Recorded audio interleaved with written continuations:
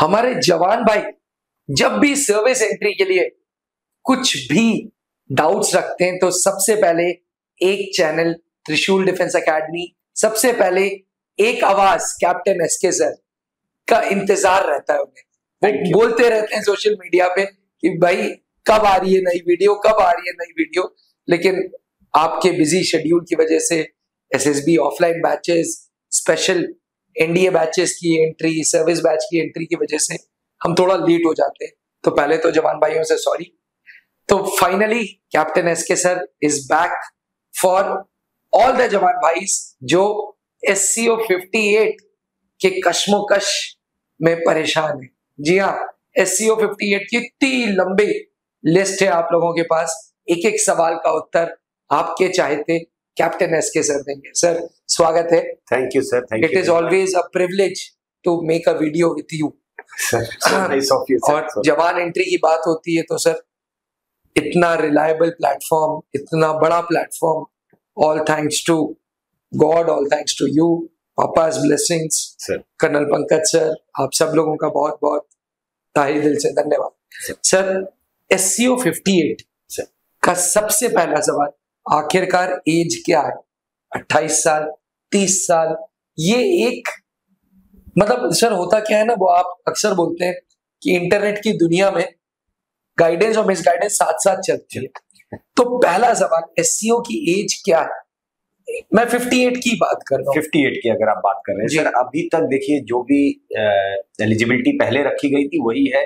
It is still 30 years जी। वो जो 28 years का एक र्यूमर चल रहा है वो अभी नहीं स्टार्ट हुआ है। अच्छा, इन फ्यूचर चांस होगा तो वो बिल्कुल बताया जाएगा, इसी प्लेटफॉर्म से हम लोग बात करेंगे उसकी जी। लेकिन अभी वो 30 इयर्स ही है, 30 to 35 इयर्स। अभी SCO 58 की 30 से 35। जी सर, एप्लीकेशन प्रोसेस कब से स्टार्ट होगी, कब प्रोसेस सिलसिला क्या होगा, RUID का क्या महत्व है सर, कब SSB होगी, ये सारा मतलब सीरीज ऑफ क्वेश्चंस है जी। ओके चलिए, तो सबसे पहले तो एक चीज ये क्लियर करते हैं कि इसकी जो प्रोसेसिंग है एप्लीकेशन की वो स्टार्ट हो चुकी है। अभी जितने भी एस्पिरेंट्स जो SCO 58 के लिए अपीयर करना चाहते हैं जी, वो अपनी एप्लीकेशन भर करके अपने कमांडिंग ऑफिसर का इंटरव्यू करा ले जी। और आगे क्योंकि 2 स्टेज और है, आगे ब्रिगेड कमांडर का भी इंटरव्यू है, इसके बाद फिर डिव कमांडर का भी इंटरव्यू है। तो वो इंटरव्यू प्रोसेस होने के बाद जी 21 जुलाई, आज देखिए अगर जून का फर्स्ट वीक है जी, ऑलमोस्ट एंड हो गया जी। तो अब आपको इस बीच में इस प्रोसेस को इतना तेजी से करिए कि आपका 21 जुलाई तक आपकी एप्लीकेशन आपके रिस्पेक्टिव रिकॉर्ड्स में पहुंच जाए। अच्छा, रिकॉर्ड से फिर रिमाइंडर जो भी अगर आपकी एप्लीकेशन में कोई दिक्कत है या कोई क्वेरी आती है तो वो सब रिमाइंडर्स आपको मिल सकते हैं टाइम से, और फिर वहां से आगे जाएगी डायरेक्टरेट में।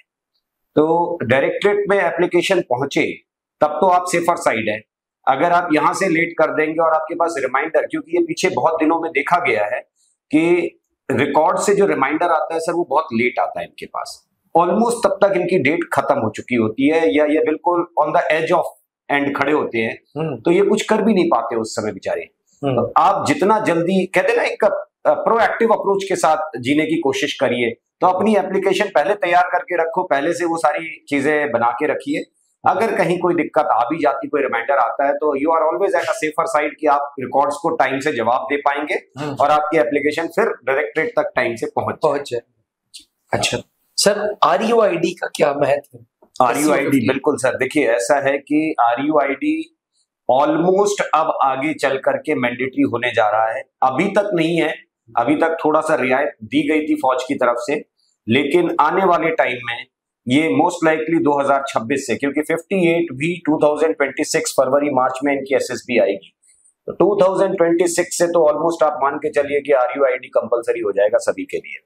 RUID और SSB दो अलग अलग प्रोसेस है, ये बहुत सारे सोल्जर्स को क्लियर नहीं होता है। RUID is your written examination which is conducted by National Institute of Technology, जो कि जैसा ACC का एग्जाम होता है वैसे ही आपका एग्जाम होगा। आपका जो क्वेश्चन पेपर डिमांड है वो भी आप ACC के साथ जो क्वेश्चन पेपर डिमांड जाता है वही आप भी क्वेश्चन पेपर डिमांड करते हैं, और उसका ऑनलाइन रजिस्ट्रेशन होता है।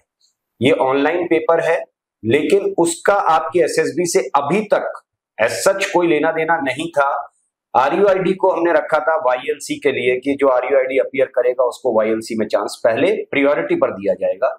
आने वाले टाइम में ये रिटन टेस्ट पास करना भी जरूरी हो जाएगा। अभी कंपलसरी नहीं, अभी ऐसा कोई बहुत hard it is just a formality. Formality भी नहीं कह सकते सर, जरूरी तो है, बिल्कुल देना चाहिए, आदत आनी चाहिए इनको।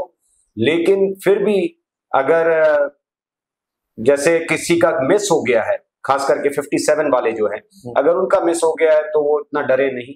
लेकिन 58 के लिए अभी आपके पास टाइम है, जुलाई में वो एग्जाम होगा, आप उसके लिए क्वेश्चन पेपर डिमांड दे चुके होंगे, आप उसको भर दीजिए। अदरवाइज आप जो है जनवरी में फिर एग्जाम जो होने वाला होगा उसमें आप अपना अपीयर हो सकते हैं। तो आरयूआईडी साल में 2 बार होने वाला एग्जाम है, ये जनवरी और जुलाई में होता है, आप उसको बिल्कुल अपीयर किया करें और ये आदत डालिए, क्योंकि आने वाले टाइम में एससीओ, पीसीएसएल, जितनी भी एंट्रीज होंगी आर्मी की जो कमीशन के लिए है, जैसे एयरफोर्स में देखिए एससीसी एंट्री आता है, एससीसी के लिए भी रिटन एग्जामिनेशन वहां मैंडेटरी है एसीसी के साथ साथ। आर्मी में क्या था कि सिर्फ एसीसी के लिए रिटन एग्जामिनेशन था, बाकी सब डायरेक्ट एंट्रीज माने। मैं यही बोलने जा रहा था कि अक्सर हमसे व्हाट्सएप प्लेटफॉर्म्स पे कहते हैं एससीओ के अपने सोल्जर्स जी, जवान भाई, तो वो ये बोलते हैं कि ये तो सर एसीसी वालों के लिए, हाँ, हमारा क्या होगा, हमारा क्या पेपर अलग होगा, हमें देना ही देना है। नहीं, पेपर भी वही है जो एसीसी वाले दे रहे हैं, वही पेपर आपको भी देना है, लेकिन अपीयर करने की आदत डालिए, क्योंकि टाइम चेंज होने वाला है आर्मी के हिसाब से। अब आगे चल करके सारी कमीशन एंट्रीज जो है वो थ्रू रिटन एग्जामिनेशन ही आएंगी। अच्छा, क्योंकि आप टाइम चेंज की बात कर रहे थे, अभी स्क्रीनिंग खत्म हो रखी थी एसएसबी इंटरव्यू में जी, बट एससीओ 58 के लिए क्या एसएसबी इंटरव्यूज में स्क्रीनिंग प्रोसेस होगी, हाँ या ना? It is still uncertain sir, it is still uncertain. बिल्कुल भ्रम में ना पड़े कि कोई बाहर कुछ भी बोल दे और आप उसके लिए परेशान होना शुरू कर दे। देखिए, इसको 4 साल होने जा रहे हैं by the end of this year जी, मतलब एससीओ 57 की अगर आप बात करेंगे तब तक 4 साल हो जाएंगे स्क्रीनिंग टेस्ट को बंद किए हुए एससीओ और पीसीएसएल के लिए। अच्छा, रीजन जो शॉर्टेज थी या जो रेशियो ऑफ रिकमेंडेशन था एससीओ पीसीएसएल में वो बहुत कम था, जो स्क्रीनिंग हटाने के बाद बहुत बेहतर हुआ है। लेकिन अब जो आगे अगर चेंजेस आते हैं, अगर एसएसबी के पैटर्न्स में या एसएसबी के कुछ एंट्रीज में कुछ बदलाव आने वाला है, वो एंट्री अभी हम खुल के नहीं बोलेंगे, नहीं तो वो लोग हताश हो जाएंगे, बट कुछ एंट्रीज में चेंजेस जरूर आएंगे। और अगर वो चेंजेस आते हैं आने वाले टाइम को देख करके, specially in consideration with Agniveer योजना, अग्निवीर योजना की एज को और उस क्राइटेरिया को ध्यान में रखते हुए एक एंट्री पर बिल्कुल चेंज आने वाले होंगे। और अगर वो चेंज आ जाता है जी, तो फिर एससीओ की वैल्यू थोड़ा सा बढ़ जाएगी और एससीओ की वहां पर हो सकता है एज भी कम हो जाए और मोस्ट लाइकली फिर वो स्क्रीनिंग दोबारा शुरू करना पड़ेगा। अभी मतलब ये देखिए, ऐसा था कि 22-23 2022 2023 के लिए पहले 2 साल के लिए बंद किया गया था, रिजल्ट्स अच्छे थे और एंट्रीज में कोई ऐसा बड़ा चेंज नहीं आ रहा था, इसलिए फिर 24 और 25 2 साल और एक्सटेंशन दिया गया इसको। 2025 खत्म हो जाएगा, 2026 से वापस स्क्रीनिंग लाने की प्लानिंग बन रही है स्टिल बहुत, क्योंकि 26 के फर्स्ट हाफ में ही वो टेस्ट है सर इनका। एसएसबी जो है वो फरवरी मार्च में हो जाएगी, मार्च आपने बोला है ना जी। तो एक बस ये मान सकते हैं कि शायद अगर किस्मत अच्छी है तो ना स्टार्ट हो 26, हो सकता है भाई जनवरी में ही स्टार्ट कर दें 2026 से, लेकिन अगर नहीं होता है तो फॉर श्योर एससीओ 59 से तो वो आ ही जाएगा फिर स्क्रीनिंग। अभी 58 अनसर्टेन है, अगर आएगा तो बिल्कुल we will let you know from the same platform itself. Sir एक क्वेश्चन और जो अक्सर पूछते हैं कि जवान भाई जानना चाहते हैं एससीओ 58 में नंबर ऑफ वैकेंसीज कितनी होंगी, इज इट आउट या ये एक फेयर पुराना चला आ रहा है वही नंबर ऑफ वैकेंसीज उतनी होंगी? जो वैकेंसीज होती थी वही वैकेंसीज हैं, अभी कोई वैकेंसीज का ऐसा चेंज नहीं है इसके अंदर। अच्छा, बट आप बिल्कुल उस चीज के लिए तैयार रहिए कि एससीओ में भी आजकल कंपटीशन बहुत है, मेरिट लिस्ट बनती है, अभी हाल में ही मेरिट आई है 2 दिन पहले, और आपके एकेडमी से जो करात बजरंग नायक बजरंग करात who got recommended, he got all India rank 34, तो मेरिट लिस्ट तो बन रही है सर। मेरिट लिस्ट तो बन रही है सर। इतना टाइम हो गया एससीओ के साथ, पीसीएसएल के साथ, AMC-NT के साथ, ACC वालों के साथ SEO 58 की बात कर रहे हैं, क्योंकि क्या गलती करते हैं ये लोग, कहां पे being an GTO expert, being SSB expert, आप मतलब वो अगर मैं इस सवाल को दूसरे तरीके से पूछूं, क्या SEO के जवानों को नहीं करना चाहिए SSB के द्वारा? देखिए ऐसा है कि पहली बात, SEO एंट्री के कैंडिडेट सर्विस में इतना टाइम लगा चुके हैं, 10 साल जी, 10-11 साल इनकी सर्विस हो चुकी है।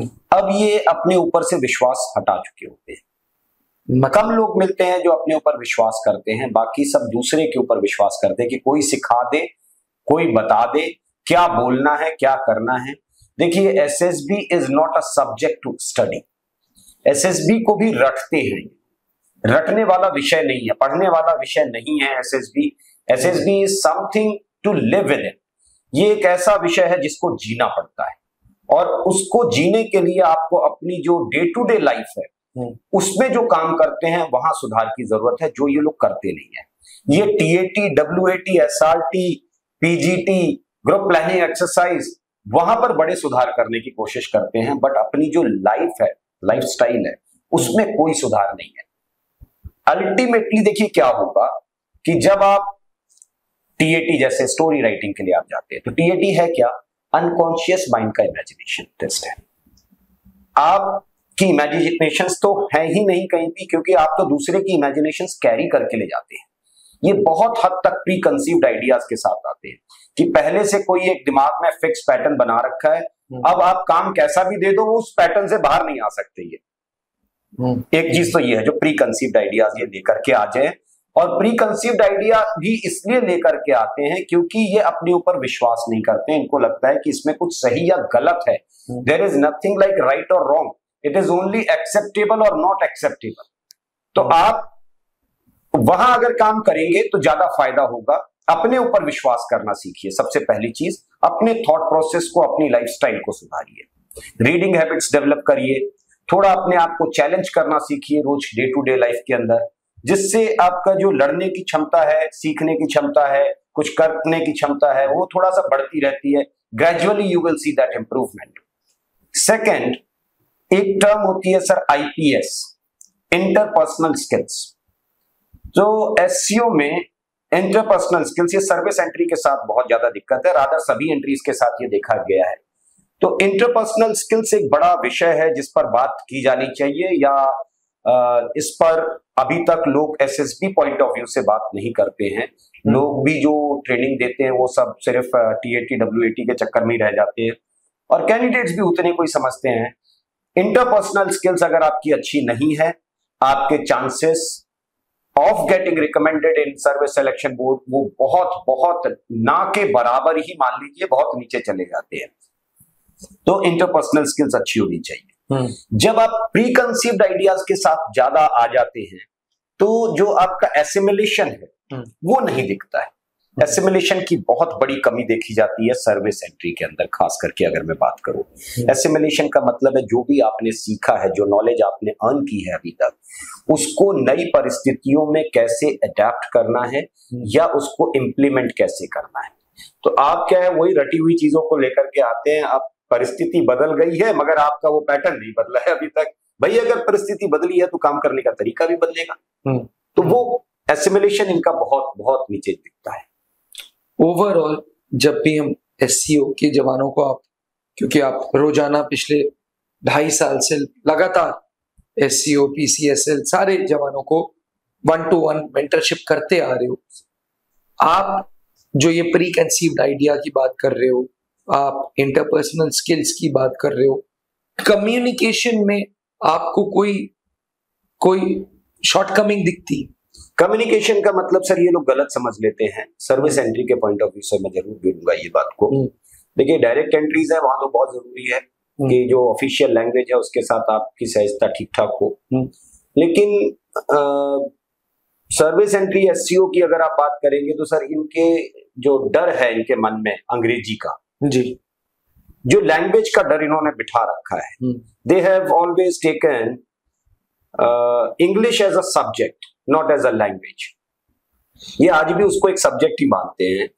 उसको लैंग्वेज के तरीके से कभी देखते नहीं। और सर्विस सिलेक्शन की बोर्ड की जो रिक्वायरमेंट है वो इंग्लिश या हिंदी नहीं है, ये ध्यान रखिए आप।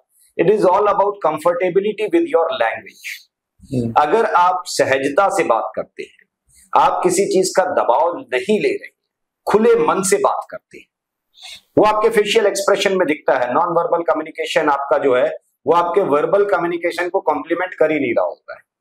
वर्बल कुछ और है, नॉन वर्बल कुछ और दिख रहा होता है। अंग्रेजी बोल रहे हैं बट चेहरे पे वो डर है, वो बॉडी लैंग्वेज बिल्कुल लो दिख रही है आपकी। इसका मतलब है कि जो भी भाषा आप बोल रहे हैं उसका स्ट्रेस आप जरूरत से ज्यादा अपने दिमाग पर हावी होने दे रहे हैं। तो यहां से तो कंफर्टेबिलिटी गायब हो गई। आपको लग रहा है कि आप इंग्लिश बोल रहे हैं बट वो जबरदस्ती की इंग्लिश बोल रहे हैं। आप चाहते तो मिक्स कर सकते थे service entry point of view से। अगर मैं बात कर सकती, बिल्कुल मैं service entry point of view से बात कर रहा हूं, सभी लोग ना माने इस बात को, लेकिन सर्विस एंट्री के तौर पर अगर आप देखेंगे, आप मिक्स कर लेते और वो डर हावी ना होने देते। इट इज लाइक सहजता दिखनी चाहिए। आप जितना सहज होकर के बात करेंगे, जितना खुश होकर बात करेंगे, जितना जिंदा दिली से बात करेंगे, आपके चांसेस उतने बने रहते हैं, उतने ज्यादा रहेंगे। सर, आपने एसईओ एंट्री में इतने रिजल्ट्स दिए हैं with your hard work, with your efforts. SEO में ऑलमोस्ट हर बैच में from last 2.5 years we are contributing. हम एसईओ में कर रहे हैं, पीसीएसएल में कर रहे हैं। कोई अलग वो जड़ी बूटी है जो आप दे रहे हो क्लास में? मतलब आप एसईओ में क्लास कैसे लेते हो? सर मेरे ख्याल से ना, जो भी, क्योंकि we are having touchwood one of the largest batch for service entry all over India. और अब अगर किसी भी कैंडिडेट से पूछें जो क्लास करते हैं कि मैंने कभी रटने को तवज्जो नहीं दी है, मैं हमेशा ये कहता हूँ कि भाई रटना नहीं, इसको पढ़ने के लिए आप किताबें पढ़ लीजिए, रीडिंग हैबिट्स डेवलप करिए, करंट अफेयर्स पढ़िए, जनरल अवेयरनेस आपकी अच्छी होगी, आप अपने आप को अपडेटेड रखेंगे। लेकिन एसएसबी मत रटना नहीं, एसएसबी समझने और उसको इम्प्लीमेंट करने का विषय।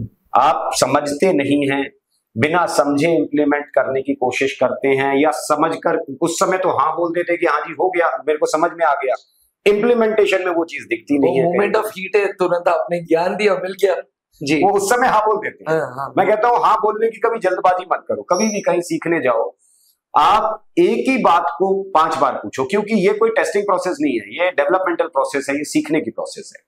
सीखते समय आपको अगर एक बात नहीं समझ में आई और 4 बार नहीं समझ में आई, आप पूछिए, दिल खोल करके पूछिए। ये काम है उस जो इस व्यक्ति के साथ आप बात कर रहे हैं, उनकी जवाबदारी बनती है कि आपको 4 बार नहीं 5 बार भी जरूरत पड़ेगी तो आप वो बताएंगे बार बार। लेकिन आपकी जवाबदारी क्या है? अगर आपने 5 बार के बाद एक बार सोच समझ करके कह दिया कि यस सर अब बात समझ में आ गई, तो वहां से आपके असेसर या आपके ट्रेनर का और आपका रिश्ता वहीं खत्म हो जाता है। एक यस के साथ वो रिश्ता खत्म हो गया, क्योंकि अब उस यस के साथ आपने ये कहा है कि मैं इसको अपने तरीके से इंप्लीमेंट कर सकता हूं, आपके बताए हुए तरीके से मैं इसे इंप्लीमेंट कर लूंगा। मतलब आपके काम में जब तक आप नहीं दिखाई दोगे, तब तक दुनिया की कोई कोचिंग प्रोग्राम आपको रिकमेंड नहीं करा सकती है। ये बिल्कुल ध्यान रखिएगा। आपकी काम करने के तरीके में भी कोचिंग ही नजर आती है, ये सबसे बड़ा समस्या है इनके साथ। तो आप अक्सर बोलते हैं कि बनावटी नजर आता है। जी बिल्कुल सर, ज्यादा बनावटी अगर नजर आएंगे तो फिर वो तुरंत पकड़े जाते हैं। बिल्कुल पकड़े जाते हैं। All your assessors are trained that much, उनको इतना एक्सपीरियंस है, वो समझ में आ जाता है कि यार ये कहीं से कोचिंग लेकर के आया है या ये अपने दिल से काम कर रहा है। अगर आप अपने हिसाब से काम करोगे, आप दिखाई दे रहे हो काम में, तो आपका पोटेंशियल टेस्ट होगा। अगर आप दूसरे के बताए हुए तरीके से या आपके काम में कोई दूसरा दिखाई दे रहा है, तो फिर आपका पोटेंशियल क्यों चेक होगा? भाई आपका तो पोटेंशियल ही नहीं है। एक आखिरी सवाल, जो मतलब आई नो बहुत लंबा वीडियो हो गया, बट सर कुछ सर्विस एंट्री जवान भाई ये सोचते हैं कि एसएसबी बोर्ड्स कोचिंग लिए हुए कैंडिडेट्स को रेकमेंड नहीं करता, क्योंकि उनके अंदर ये थॉट्स होते हैं कि भाई कोचिंग टेलर मेड आंसर्स दे देता है, और वो टेलर मेड आंसर्स जो अभी आपने बोला कि यूं पकड़ा जाता है बनावटी। नहीं सर, तो क्या सर्विस एंट्री एस्पिरेंट्स को एसएसबी कोचिंग की तरफ जाना चाहिए या नहीं जाना चाहिए? सर देखिए, एक चीज तो मैं बहुत क्लियर बताऊं कि इन्होंने एसएसबी को इस हद तक सब्जेक्ट बना लिया है कि ये इनके मन में गिल्ट बहुत होते हैं। जैसे मान लीजिए किसी ने एप्लीकेशन आज भर दी 58 के लिए, अभी एप्लीकेशन भरेंगे, फिर एक जीवन में कष्ट आना शुरू होता है इनके कि सर हमको छोड़ा नहीं जाता, हमको स्पेयर नहीं किया जा रहा है, हमें तैयारी कैसे करें। आप मुझे एक बात बताइए, अगर हर कोई व्यक्ति स्पेयर होकर के ही एसएसबी देने जा रहा है तो फौज का जो काम है वो कौन करेगा? आप अभी क्या है, जो जवाबदारी फौज ने आपको आज दे रखी है वो आप निभाना नहीं चाहते हैं, और आप कह रहे हैं कि मुझे नई जवाबदारी मुझे दे दीजिए और इससे बड़ी जवाबदारी दीजिए, मैं वो लेना चाहता हूं। जब आपसे वही नहीं उठाई जा रही है तो फिर आप बड़ी जवाबदारी कौन दे देगा? पहली बात, अपने काम से भागना ना सीखें। जो भी है वॉलेंटियरली काम लीजिए, अपनी रेजिमेंट में, अपनी बटालियन में कंट्रीब्यूट करिए। जब तक आप अपनी बटालियन को कंट्रीब्यूट नहीं कर पा रहे हैं तब तक आप ये सोच लीजिए कि आप एसएसबी में आकर के जीटीओ में अपने ग्रुप को कंट्रीब्यूट कर लेंगे या ऑफिसर बन करके इस ऑर्गेनाइजेशन को कंट्रीब्यूशन दे लेंगे, वो तो पॉसिबल ही नहीं है, क्योंकि आपने जो बेसिक कंट्रीब्यूशन था, जो आपसे एक्सपेक्टेड था कि आप अपने बटालियन लेवल पर या अपने रेजिमेंट लेवल पर कंट्रीब्यूशन दीजिए, वो आपने किया। भागिए मत काम से। Second, as I said, SSB पढ़ने का विषय नहीं है, उसे रटने के लिए आपको समय चाहिए होता है। अगर जीने के लिए तो जिंदगी वैसे ही चल रही है, आप अपनी लाइफ को वैसे भी जी सकते हैं, ठीक है। थर्ड, जो कोचिंग का विषय आया आपका, अगर आप ये कहते हैं कि कोचिंग किए हुए कैंडिडेट्स रिकमेंड नहीं होते हैं, नहीं, ये बिल्कुल मिथ है, ये बिल्कुल गलतफहमी है आपकी। देखिए, फौज खुद भी वाईएलसी को प्रोग्राम चलाती है, ठीक है, सही बात है। फौज क्यों चला रही है फिर वाईएलसी?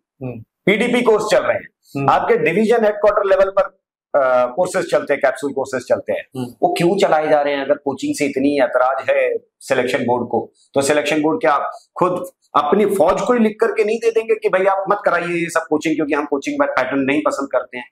आप अवेयर हो जाएं। कोचिंग खतरनाक कब होती है या कब आपके चांसेस नीचे जाते हैं? जैसा मैंने कहा कि आपके काम में कोचिंग दिखाई देती है, आपके काम में आप दिखाई नहीं देते। आपने कोचिंग ली मगर काम करते समय आप दिखाई दे रहे हैं, लग रहा है कि इस बंदे ने काम को समझा है। सर देखिए, कोई भी काम है, अगर आप उसे समझेंगे और आप उसे रट्टा मारेंगे, दोनों के काम करने में तरीका अलग अलग। आपके काम से पता चल जाएगा कि इन्होंने काम को समझा है या इन्होंने काम को रटा है।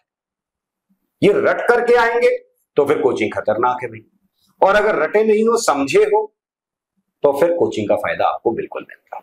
जवान भाइयों, SCO 58 के लिए अगर इस एंट्री का लाभ उठाना है तो त्रिशूल डिफेंस एकेडमी का ऐप डाउनलोड करो और SCO 58 के लिए स्पेशल SSB इंटरव्यू का बैच ज्वाइन करो। बैच को आइडेंटिफाई करने का तरीका यह है कि जैसे ही ऐप डाउनलोड करोगे, अपने आप को रजिस्टर करोगे, SSB इंटरव्यू पे क्लिक करोगे तो सर की फोटो नजर आएगी। जी हाँ, captain SK sir is dedicated towards you, ताकि आपका सपना पूरा हो। आपने देश को बहुत कंट्रीब्यूट किया है, अब बारी है अपने सपने को पूरा करने की। इस एंट्री का लाभ उठाएं और आज ही त्रिशूल डिफेंस एकेडमी का ऐप डाउनलोड करें। थैंक यू, जय Hind. Thank you sir. Please sir. अब डिफेंस एग्जाम क्रैक करना हुआ और भी आसान, त्रिशूल डिफेंस एकेडमी लेकर आए हैं बिल्कुल ही एडवांस लर्निंग ऐप। तो आज ही ज्वाइन करें और स्टार्ट करें अपनी ऑनलाइन क्लासेस।